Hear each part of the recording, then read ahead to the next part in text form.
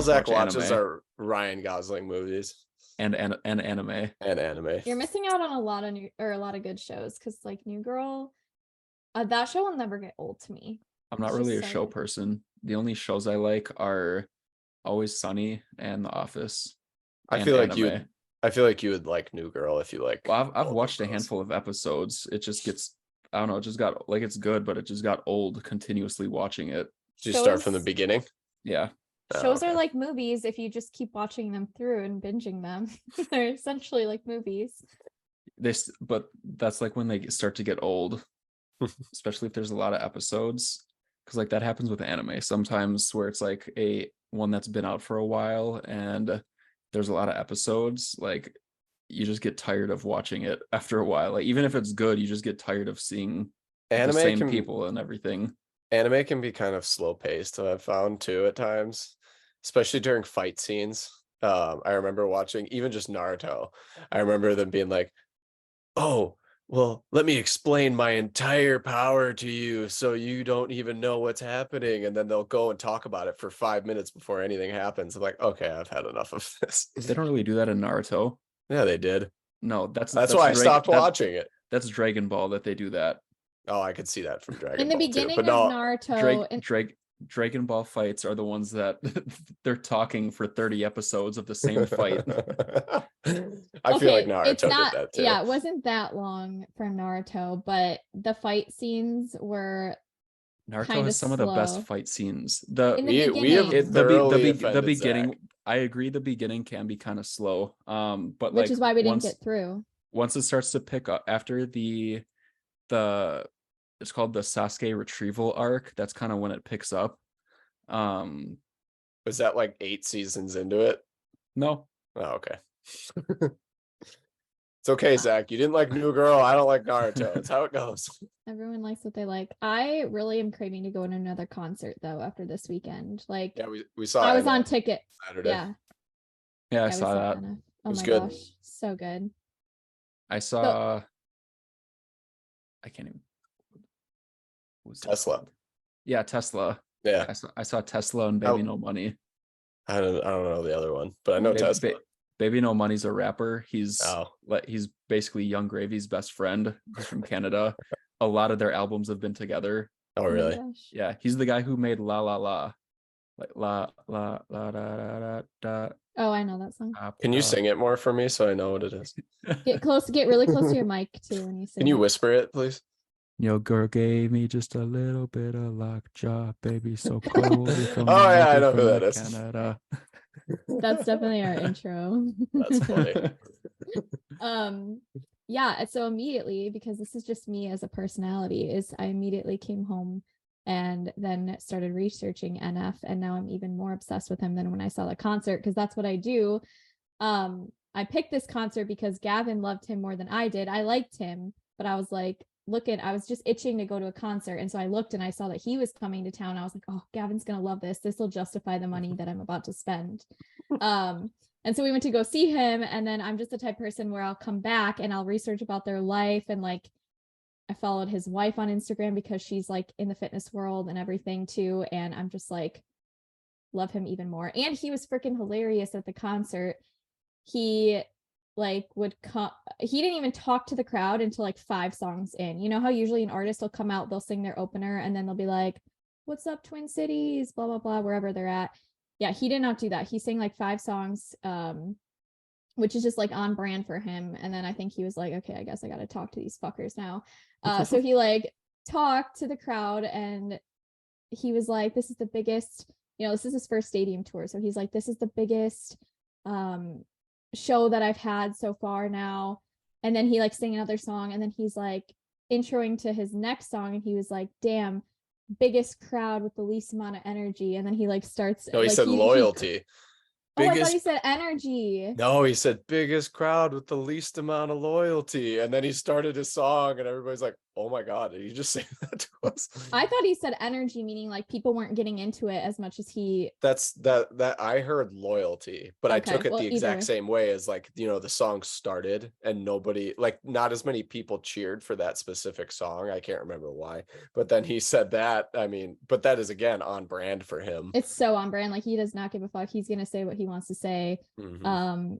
But yeah, he's really funny too because he's just so real. So it made me love him even more. And honestly, like if you're looking for some hype up music, like while you're working, while you're trying to get shit done, put on your headphones, turn on some NF, and like the way he talks about like working hard and like working and going after the things that you want to be successful at, like you'll soar.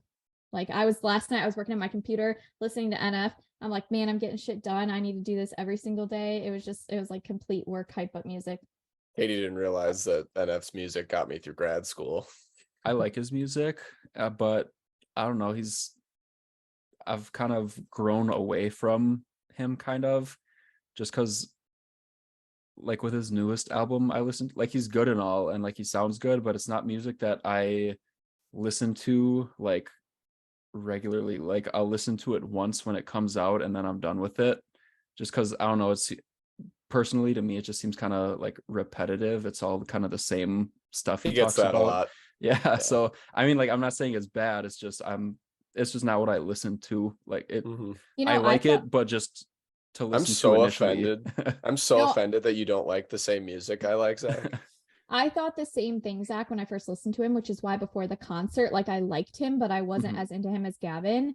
But now that I've like listened to the songs over and over again, like yes, his style, like he definitely has a specific style, but I can really differentiate the songs because of what they're like based about. I don't know. Like to me, I felt the same way in the beginning, and then I listened to them more, and now I can differentiate them, and I kind of know the meaning and like the purpose behind the song and like why he named it the way he did and blah blah blah. Mhm. But I also think like his metaphors for things and like his imagery that he uses to kind of portray certain aspects and like things about his life are really, really like in depth. Like there's just a lot of depth to it, which I think is what I like. So that gave me like a whole different appreciation too. And I think like we're always so focused, and I used to be this way, and I'm not saying that you are, I'm just talking about people in general, is that I was like so focused on like the beat of the music, which I think needs to hit sometimes, and like that's super important too.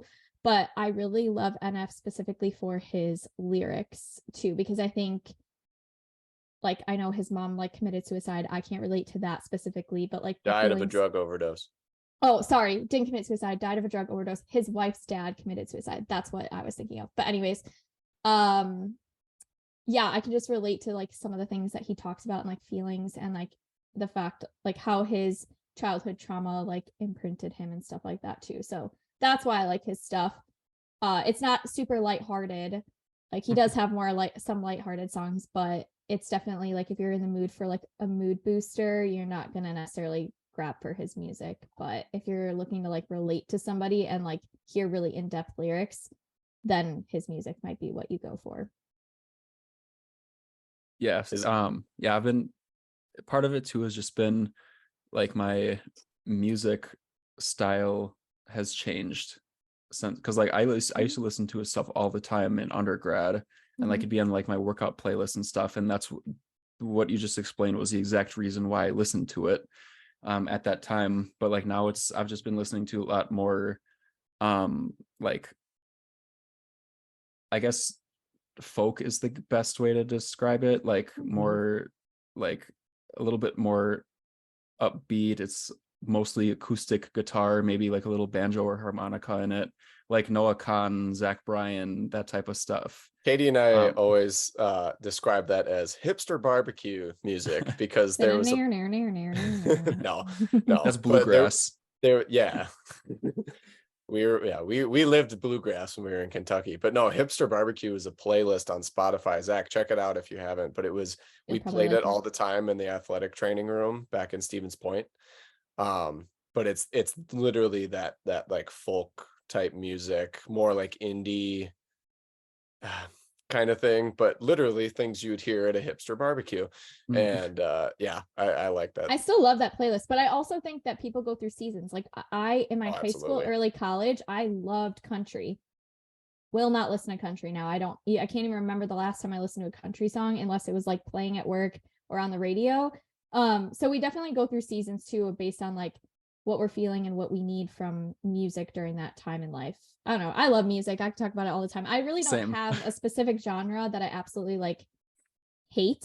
It really Same. just depends on like how I'm feeling and like how I'm like what I'm needing music for either that day or in that season of life. So yeah, 100% relate to I that. hate when people like sit in one camp of music. Oh, I only listen to country. I'm like, you are Yeah. missing out on so much. Like, Yeah, I So listen you to have no depth to you. I listen to literally everything. Like Yeah, same. I'll go from rap to country Yep. to bluegrass to pop punk to Yep. I classical love, sometimes yeah, I to was just I've Yep. gonna even say listened to like Mongolian throat singing sometimes. Like I will listen to literally everything and get into it. Christmas classical music is my favorite during the holiday season when it's like cold and snowing outside and I'm like trying to get work done. I just put on like some Triggered. It's no, July. okay, well, Christmas in July. I that's what I always say to Gavin. Okay, No. anyways, I take it back though. Christmas music is the only music I hate. but it's not there's no lyrics. It's like all smooth jazz, classical, but it's like Christmas tunes. And to me, like during the holiday season when it's cold and snowy and you just don't have the motivation to do anything, I just put that on and do my work, put my phone on airplane mode, and it just gives me that vibe. Turn on we have like a little fake fireplace, turn on that fire for some ambiance and get to it, and it really helps. The only kind of Christmas music that I like is the kind that's like reminiscent of what's his name? Elvis Presley's covers. No, well he's good too, but no, he was friends with Elvis. He wears the suit in the he had the group called Sinatra? part of the Rat Pack. Yeah, Yeah. Frank Sinatra. That like style of like voice and singing I where could like see that. you imagine like like a fancy hotel or like dinner club and Casino. yeah. Yeah. Yep. Yeah, I I could like see that that. style too. That's fair. Yeah, no, I love music. Like I think music, I don't know what I would do without it in my life, because like even in the same day, if I'm cleaning the house, maybe I'll turn on like Mood Booster, which is more like pop and things like that, just like things with good upbeat tones to it. And then maybe I'll go do my workout and I'll be listening to like A Day to Remember, things like that. And then I'll come home and while I'm making dinner, I'll put on like some MGK or even like Imagine Dragons, something like that. And then yeah, even in like one day I'll listen to like 5 different genres. We should probably restart this recording. No, this is fine. I can clip out some It's of been it. like at least 20 minutes, I think. I'll clip out some of it. We'll use People some of will it want to and hear us talk about stuff that's like true. this, though. I can imagine. I'll Yeah, leave but some cut of out it some in. of it. Mhm. Yeah. Okay. Yeah. Welcome back to the Barbell Effect podcast. I am Zach and I'm here with Katy and Gavin. Woot woot. What are we talking about today, guys? Today we're talking about body image. Definitely a very broad topic. So there are a million things that we could discuss when it comes to body image. So we kind of narrowed it down a little bit for you guys today. So what is body image?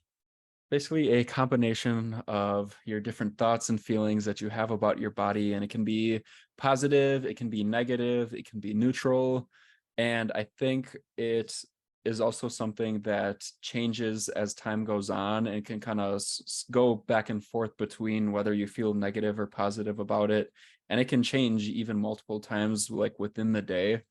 I remember, like, I'm just gonna go out based off my own personal experience. I remember that I originally started working out because of negative body image. I was like the chubby, pretty overweight kid. Like I had like the double chin. Unfortunately, I have bad genetics and I carry a lot of fat on my chest. I don't think it's gynecomastia at all. I think it's just where I store body fat. And like as a guy, like you get self-conscious Sucks. about it. It And sucks. part of it is because the way that the fat sits there, like it kind of makes like my nipples poke through my shirt a little bit, and I always got bullied for it. Like even in college, I got bullied for it, and like I was just kind of joked along about it, but like negative body image and self-image is kind of what pushed me to start working out a little bit. And then I remember like once I got into it and like I lost the weight and started bodybuilding, I kind of went the complete opposite way where like I had super high body image and like I thought I was all that and looked so great, and now looking back to where like I'm more neutral about it. Like I still kind of have days where like I'm like holy shit I look great, and then I have days where I'm like I look like shit. But I'm more neutral about it now, and I don't really use it to guide my decisions or anything. It's just kind of there. I acknowledge it and kind of move on. But like I look back to when I thought I was the shit and I was like I look like shit compared to now, or where I actually was.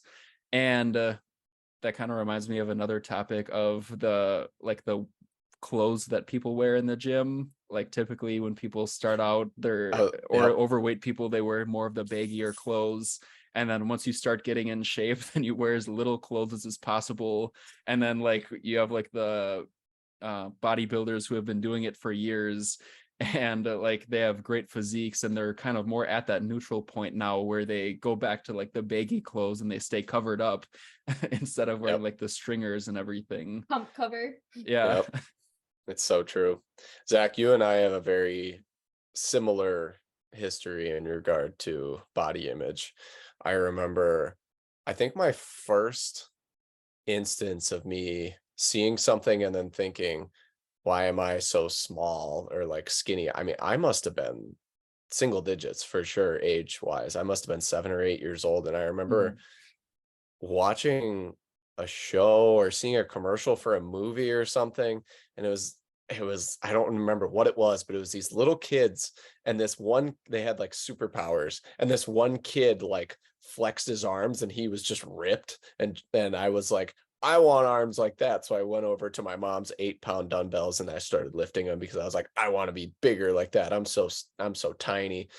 And then I remember middle school kind of came around and I was that chubby kid as well, before that growth spurt happens.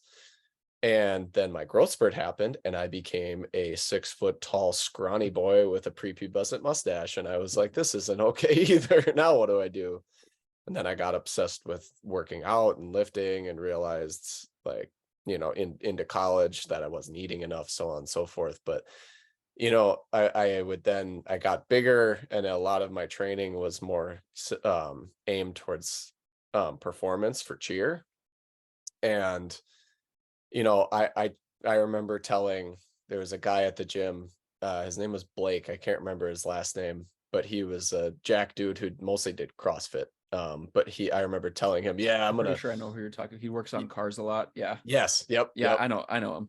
Yeah, I remember I worked telling out him with him a like, couple times. same. I remember telling him, I'm gonna bulk for a little bit longer and I'm gonna do a cut. And he's like, bro, you're like 165 soaking wet at 6 foot. What are you talking about? And I remember him saying that, and that actually kind of weighed on me. And I've always viewed myself as like scrawny and small, even now, and now I just view myself as scrawny and small with an extra layer of fat over it at times.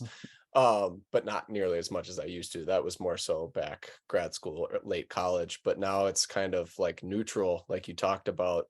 I understand that life isn't about having abs necessarily. It's more important to be healthy than it is to be shredded. And that's kind of where I live now. And don't get me wrong, it's nice to be able to look in the mirror and like what you see, but as we all know, those days don't always happen. And it can really weigh on you sometimes. And I don't think a lot of people know that about me necessarily, but that's been a big struggle in my life too. It's just not a front that I put up, that it's something I'm self-conscious about. But there are certain, like I store fat like you kind of on my chest. And then I also like love handles, and that bothers the hell out of me sometimes, man. Like I feel like whenever I do any pose to the side, I feel like, I cannot see that nice oblique line into your iliac crest, so your hip bone. Mhm. I feel like I can't see that because I've got fucking love handles there at times, and that bothers me a lot. So Yeah, I'm the exact same way there. And part of it for me too is have genetically, like, I have wide hips. And so like I don't have that like ideal like bodybuilding frame to where you have like the broad shoulders and small waist. Just because like my hips, and then like when I'm not like super lean, like I tend to store fat at the love handles, which makes it a little bit worse. I makes the wide hips look a little bit wider. And pretty that was a face, little waist with a big behind. yeah, and that was a problem for me too, like growing up. It was my chest and like my love handles and my waist and everything. Yep. And I remember like when I first started, like I would do those like standing oblique crunches, Yep. which don't do anything really. You don't need to do those. And then I would immediately go look in the mirror and like pinch and look and see like, oh, did it change? Are they gone now? Where are my And abs? I did 30 crunches.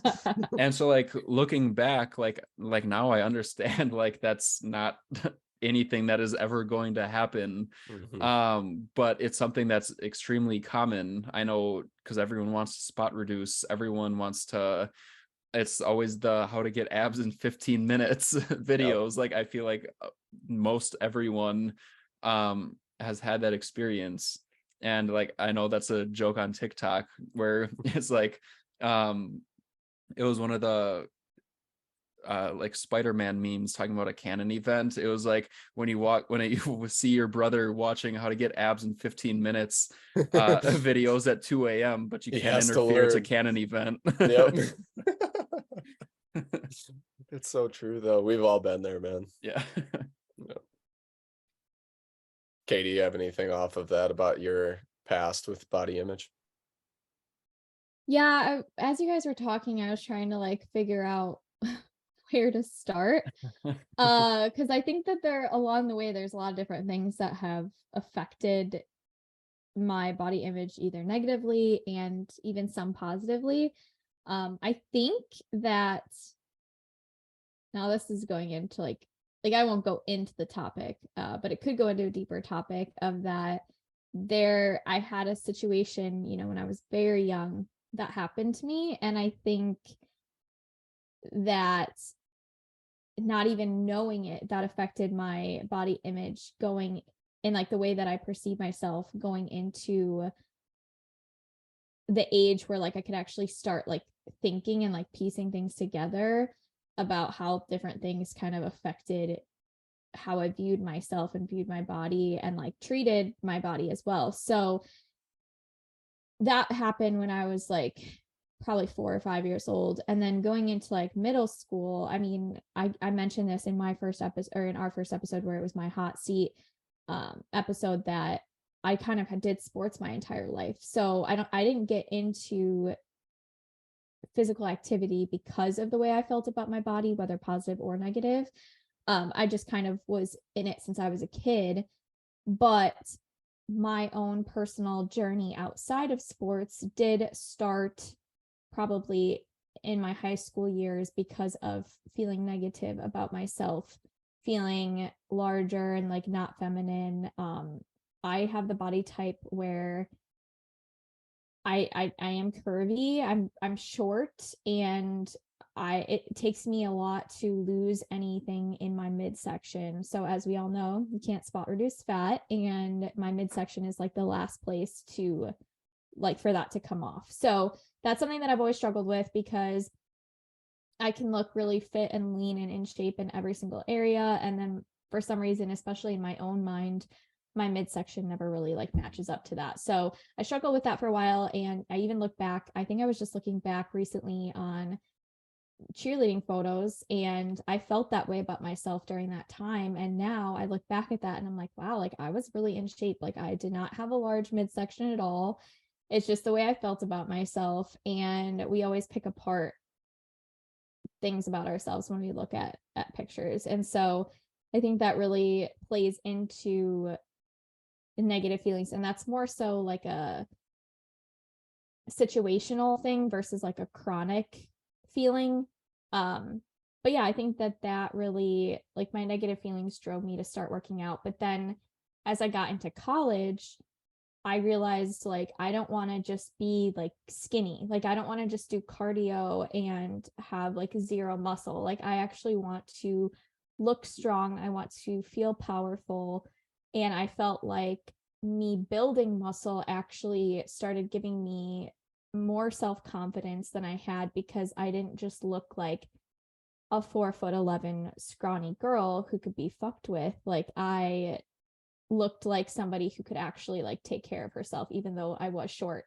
And so I think that that's what really drove me like into lifting too. And then kind of like Zach said, like when you start making progress and like seeing the things that you want to see, it does kind of give you that boost of like, oh, I'm going in a positive direction. I have this confidence about myself. I did start wearing like tighter clothing. I started buying crop tops for the gym, like that kind of stuff. And I've definitely gone through multiple different seasons since then of like what I felt comfortable wearing in the gym. And it also varies on the day too, right? Like when I am feeling more bloated or I am going through that time of month, you're not going to catch me in a crop top at the gym, and that's 100% okay. But also kind of like Zach said, I'm feeling more neutral, where if I am having a bad body image day, I know that it's more mental than the actual truth. Like, I know it's my mind like trying to lie to myself about how I look, rather than it being the truth of like how other people might perceive me. So that's kind of like my journey a little bit. I mean, like I said, I could talk about this for days. But yeah, that's kind of like where I've come from in terms of my own body image. There's a lot that goes into it too, not just, our past experiences, but social media is huge when it comes to body image. And I remember even before social media, like there was this picture of my dad. My dad, I think I spoke about it in the past. My dad was he always joked with me about how strong he was back in the day when he played football. And he's got this picture that I can still picture it right now. It's just him doing the front double bicep pose. So if the people who don't know, just when you put your arms up like this and flex. And I always was like, I idolized him because I always thought he was so jacked in that picture. And I'm like, I want to be like my dad. I want to be so big and strong like my dad. And that was another thing that played a huge role into me getting into the gym, because I always wanted to live up to what he was back in the day. And he doesn't need to feel bad for that at all, because he just wanted me to also enjoy that and, be good at sports and so on and so forth. I can't blame him for that. But that that also I it definitely affected me, and it made me hypercritical of myself from a young age, I feel. And, now kids growing up with social media, I mean, unless you're one of those people, and Zach and Katie, you've both posted pictures like this where it's like, this is what Instagram sees. This is what my mirror actually sees. And you're you find all the different angles that look good for the picture on Instagram, then you find the angles that are like, for the most part, the real angles that like show some imperfections, so on and so forth. But for the most part, I'd say 98% of people don't post the imperfect pictures on social media. Mhm. So everyone is comparing themselves to the 2% perfect pictures that they see on social media, and they're like, why don't I have that, or why can't I have that, or why don't I look like that? And that can be really hard even on adults that didn't grow up with social media. Like, I can't even imagine what it's like for kids growing up right now and watching, just seeing that every single day and thinking, why am I so imperfect? These people are also perfect. Look at me. Yeah, What's wrong with me? and even the pictures like themselves, so a lot of them is not even just the picture. It's like you have the top 1% of genetics are of the people who are the ones who get famous Hmm. and get those large followings. They have the top tier genetics and like the best muscle insertions. They have good genetics for putting on size and also staying lean. Yep. I know And a some lot of of them are them. on steroids. Yeah, and then you have the ones that have all of those things, plus then you throw in the performance enhancing drugs to make it Yep. even better. And like I totally get the performance enhancing drugs, like for especially for bodybuilding, like if you want to make it, you need to take them.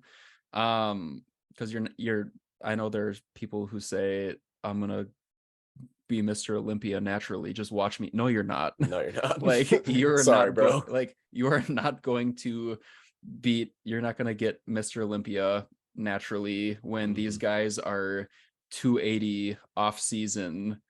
Their And their genetics are so superior to yeah, everyone else's. They are the top 0.5%, and then they work their asses off, and then they add the steroid use into yeah, there. like We're not gonna I've been make it. training for like 9 years now. And if you look back on like Chris Bumstead's pictures of when he was in high school, he looks better than me at that point than I look now at 9 years of training. Who knows? If So he was like, probably detrained, he would probably look better than all of us. Like, yeah. just So like, never touched a weight. so like that's why it's important not to compare yourself to other people, because chances are the people you're seeing on social media have those top tier genetics where they're going to look better than you by doing the bare minimum compared to you doing as much as you can. Because like you're going to be different, and like your muscle insertions, the size and shape of them are all going to be different. That is one thing that kind of contributed to my body dysmorphia at first. Like when I first started working out, and even once I started making that progress, I would still look in the mirror or look at my pictures and be like, why don't I look like this? Like, why does my waist look like this? And like now I've come to realize I just have wide hip bones and narrower shoulders. I'm never going to look like that. And I accepting it is a big part of it, and then also trying to push it as a strength I think is a good idea. Because like I think looking back at a lot of my posing when I first started posing, I was trying to look like those people that I don't have similar body shapes to.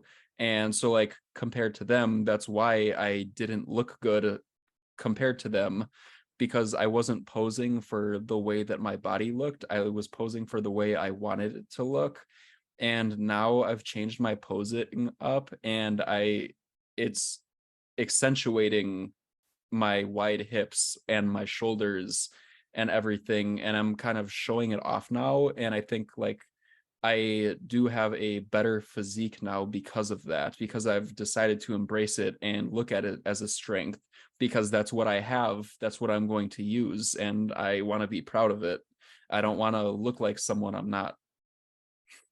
No, it's a very good point. And I wanted to touch on another kind of corner of social media and the online fitness industry is kind of the extreme availability to look up anything and everything. And no matter what you type into the search bar, there's going to be an article or a page that supports whatever you're trying to look up. So you just have to be really careful about what you're looking up, what website you're on.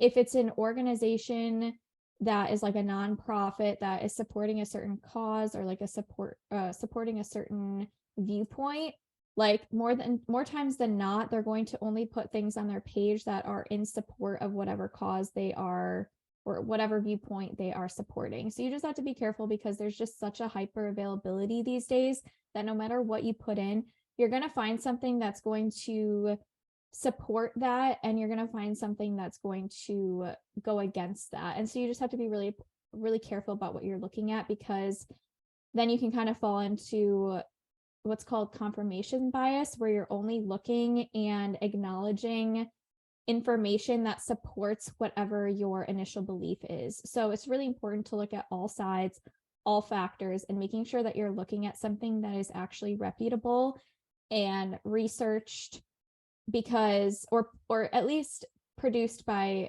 a reputable source, because literally anybody can put an article out about how you shouldn't eat fruit because it has sugar and sugar is bad for you, right? Like that, we know that that's not true. But if you're curious about the topic and you put that in the search bar, there's going to be an article out there that supports that fact. And you just kind of have to be careful when you are looking up those things up, because that could play a huge role into how you not only view yourself and your body, but what you're doing in your fitness journey too, and like the actions that you're taking. So along with looking at photos and looking at people that are either enhanced or photoshopped, there's the other side of it too, where even if it's not pictures, their words and articles can really affect your own body image and the way you view yourself and your journey as well. And I want to kind of go off of that a little bit as far as like the sources that you use.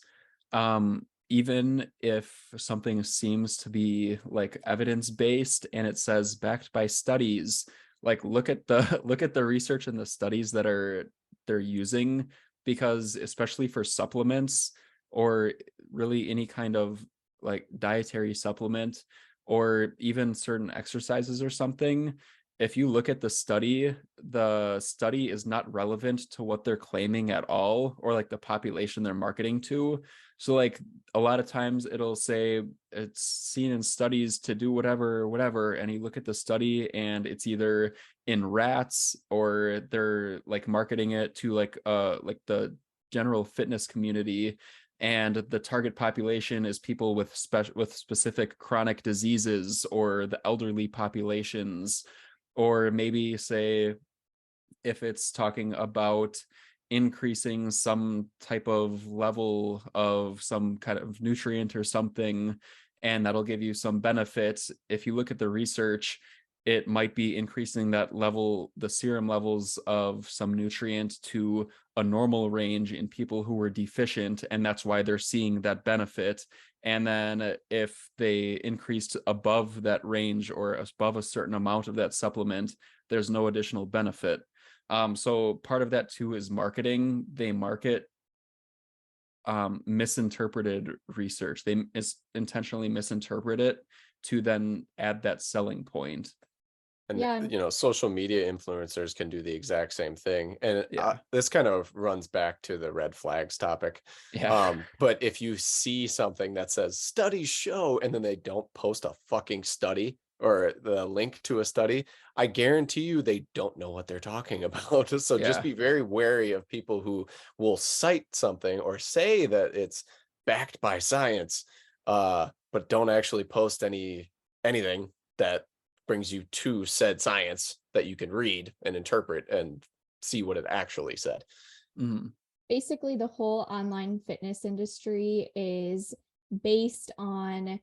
using your triggers and insecurities to take advantage of the way that you're feeling about yourself and the way that you view yourself in order to sell something or make money, like Zach just said. So just be careful, because now that we have all these algorithms out here too, right? So if you're looking at something that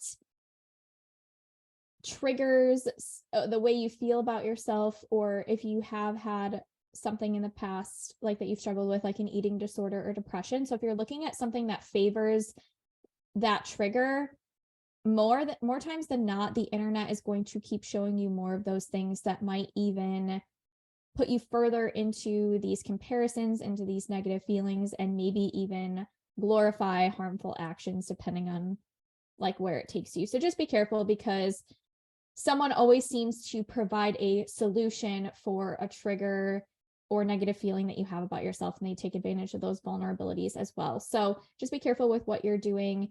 And it can be easy to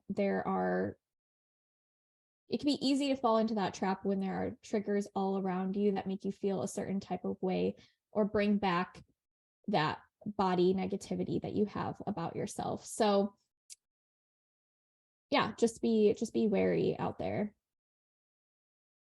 And the last thing I want to bring up, especially in regard to body image, if it's something that you've been struggling with for a long time and it's not something that you've really brought up to people in the past, bring it up to somebody. There are real problems that people can go through and real diagnosable issues that people have. Um, and if you're dealing with an issue when it comes to body image, likely there are a couple other things that could be going on too. So it might be worth it to at least talk to somebody, whether that be a primary care physician, a friend, a counselor, anybody where you can just kind of get your feelings out there. Because if you bottle that stuff up and just act on it, there's some very unhealthy things that can come out of it. So look, we don't want anybody to hurt themselves or feel real negative thoughts about themselves or their body. So talk to somebody. It will help you, even if it's going to be uncomfortable. Talk to somebody. And if you're somebody who whose feelings or thoughts don't go that deep, and you're just somebody who kind of gets down on yourself about your body, there are definitely ways to improve your positive body image. And things like practicing self-understanding. So just kind of understanding who you are, how you perceive the world, how you react or respond to things that are happening to you or things that you experience on a daily basis is important. Increasing self-acceptance. So learning how to accept yourself for who you are. Obviously, there's always room to grow and improve, but to your core, you kind of are who you are. Your body is what it is. And there are ways to love and accept yourself for that as well. So that, and then increasing self-love and self-awareness. So we kind of talked about self-awareness a little bit as well, but improving all of these things and kind of working on them. Like we always say, mindset is also just as important as physical health. So if you put active effort into improving these things, chances are that you will improve your positive body image as well. Anybody else have anything to add? Real. Okay, well, thank you guys for joining us again this week. As always, we appreciate your time with us, and we hope that you continue to share us with friends and family, and we will catch you next week. Later.